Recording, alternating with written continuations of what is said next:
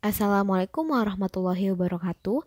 Kami dari kelompok 12 yang beranggotakan Lutfi Ikhwania dan Firnaya Lailatus Istiana. Hari ini saya akan membahas bab 3 yang berjudul Sistem Hukum dan Peradilan di Indonesia. Yang pertama A. Sistem Hukum di Indonesia. Makna. Hukum secara umum adalah peraturan yang berupa norma dan sanksi yang dibuat dengan tujuan untuk mengatur tingkah laku manusia, menjaga ketertiban, keadilan, dan mencegah terjadinya kekacauan. Menurut Plato, seperangkat peraturan-peraturan yang tersusun baik secara teratur yang sifatnya mengikat hakim dan masyarakat. Karakteristik hukum. Ada 3 karakteristik hukum, yaitu adanya perintah dan larangan, bersifat memaksa, dan terdapat sanksi. Selanjutnya, ada unsur, ciri, kaidah, dan sifat. Pertama, unsur. Unsur peraturan bersifat memaksa, sanksi terhadap pelanggaran adalah tegas, peraturan diadakan oleh badan-badan resmi. Kaidah. Peraturan-peraturan hidup dalam kemasyarakatan tersebut disebut sebagai kaidah hukum, ditinjau dari isinya, yaitu berisi perintah, berisi larangan, berisi perkenaan. Ciri. Ciri hukum yaitu adanya perintah atau larangan yang harus dipatuhi setiap orang. Selanjutnya yang terakhir, sifat. Hukum memiliki sifat yang mengatur dan memaksa. Penggolongan hukum. Hukum digolongkan menjadi 9. Pertama, menurut sumbernya, menurut bentuknya, menurut tempat berlakunya, menurut waktu berlakunya, menurut cara mempertahankannya, menurut sifatnya, menurut wujudnya, menurut pribadi yang diatur, dan menurut isi masalah. Tujuan hukum, menurut Mukhtar Kusumaja, menurutnya adalah menciptakan sebuah ketertiban sehingga menjadi pokok terciptanya sebuah struktur sosial yang teratur. Fungsi hukum. Ada 3 fungsi hukum. Pertama, sebagai alat pengatur tata tertib hubungan masyarakat. Kedua, sebagai penggerak pembangunan. Dan yang ketiga, sebagai sarana untuk mewujudkan keadilan sosial lahir batin. Sumber-sumber hukum di Indonesia. Yang pertama, ada undang-undang atau statwa. Yang kedua, ada hukum tak tertulis. Lalu, keputusan hakim. Dan yang terakhir, traktat. B. Mencermati sistem peradilan di Indonesia. Pengertian. Sistem peradilan Indonesia adalah satu keseluruhan komponen peradilan Indonesia, pihak-pihak dalam proses peradilan, hierarki kelembagaan peradilan maupun aspek-aspek yang bersifat prosedural yang saling berkaitan sedemikian rupa sehingga terwujud suatu keadilan hukum. Tujuan. Bertujuan untuk memutuskan perkara pidana maupun perdata sebagai wujud penegakan hukum. Klasifikasi lembaga peradilan. Peradilan umum. Peradilan umum adalah salah satu kekuasaan hakim bagi rakyat mencari keadilan pada umumnya. Peradilan agama. Peradilan agama adalah salah satu pelaku kekuasaan kehakiman bagi rakyat mencari keadilan yang beragama mengenai perkara tertentu.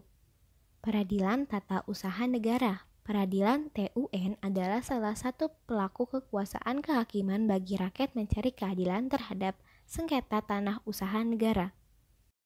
Perangkat lembaga peradilan. Pertama, ada Mahkamah Agung adalah lembaga negara dalam sistem ketatanegaraan Indonesia yang merupakan pemegang kekuasaan kehakiman bersama-sama dengan Mahkamah Konstitusi dan bebas dari pengaruh cabang-cabang kekuasaan lainnya. Mahkamah Konstitusi adalah lembaga tinggi negara dalam sistem ketatanegaraan Indonesia yang merupakan pemegang kekuasaan kehakiman bersama-sama dengan Mahkamah Agung. Komisi Yudisial adalah lembaga negara yang dibentuk berdasarkan Undang-Undang Dasar Negara Republik Indonesia tahun 1945 yang berwenang mengusulkan pengangkatan hakim agung dan mempunyai wewenang lain dalam rangka menjaga dan menegakkan kehormatan, keluluhan martabat, serta perilaku hakim. 3. C. Sikap yang sesuai dan bertentangan dengan hukum. Sikap yang sesuai dengan hukum. Terdapat beberapa contoh. Pertama, ada mematuhi nasihat orang tua. Lalu, turut membela negara, mematuhi peraturan di suatu tempat, dan menaati hukum yang berlaku. Sikap yang bertentangan dengan hukum terdapat beberapa contoh seperti mengetahui pemufakatan jahat tetapi tidak mencegah atau melapor, terdapat pada pasal 164. Lalu ada menyatakan permusuhan, kebencian, dan penghinaan terhadap golongan rakyat di depan umum, terdapat dalam pasal 156 KUHP. Melanggar kesusilaan pasal 281 KUHP.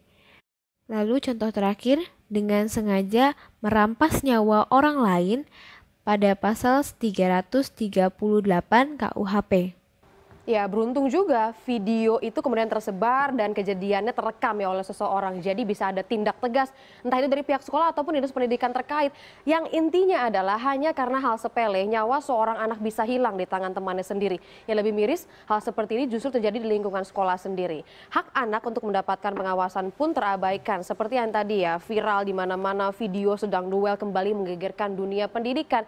Lalu tercatat juga ada sejumlah kasus penganiayaan anak yang dilakukan oleh teman sebayanya dalam beberapa tahun terakhir. Kami berikan untuk Anda, ini menjadi catatan juga untuk kita ya, bagaimana lingkungan yang seharusnya menjadi tempat kedua anak-anak itu bisa mendapatkan pendidikan juga perlindungan justru menyebabkan korban jiwa. Misalkan terjadi di September 2015, memang sekitar 3 tahun yang lalu, ini terjadi di area SD Negeri Kebayoran Lama, Jakarta Selatan.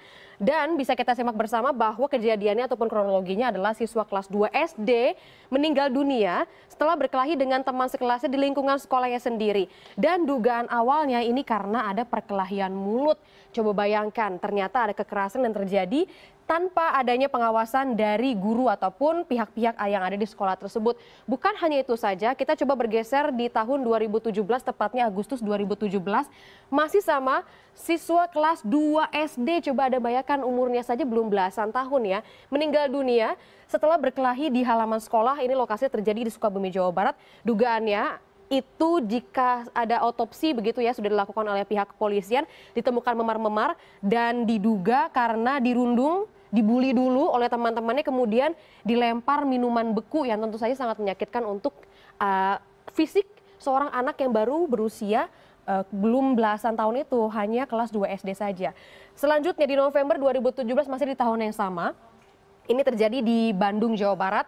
Kemudian ada duel antara dua siswa kelas 5 SD saat perlombaan senam Hari Guru. Padahal ada banyak guru di sana, tapi ternyata perkelahian ini kemudian tidak masuk ke dalam pantauan mereka hanya karena masalah sepele dan diketahui setelah penjaga sekolah melihat korban pingsan kemudian dibawa ke teras kelas untuk dilakukan penanganan pertama.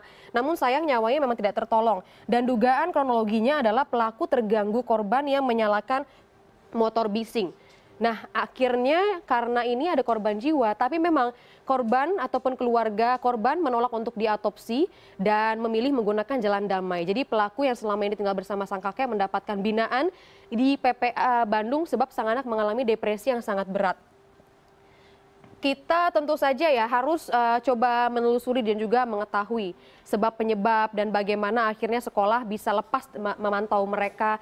Tapi kan anak-anak ini masih di bawah umur. Usianya kalau bawah umur kan kalau menurut undang-undang tuh 12 sampai 18 tahun. Tentu ada hak dan kewajiban orang tua juga. Jadi tidak semua diserahkan ke sekolah, tidak semua diserahkan ke guru ya. Yang mengkhawatirkan justru malah di antara mereka ini karena pesan-pesan di media sosial mungkin, atau mungkin informasi-informasi yang belum harusnya mereka terima. Di Bogor beberapa waktu yang lalu Wali Kota Bogor sempat menyidak jual beli senjata tajam di kalangan anak SMP dan anak SMA. Ada celurit, ada senjata tajam yang lainnya yang sangat berbahaya dan sangat tidak pantas sebenarnya dimiliki. Sekian penjelasan dari kami. Kurang lebihnya mohon maaf. Terima kasih telah menonton. Wassalamualaikum warahmatullahi wabarakatuh.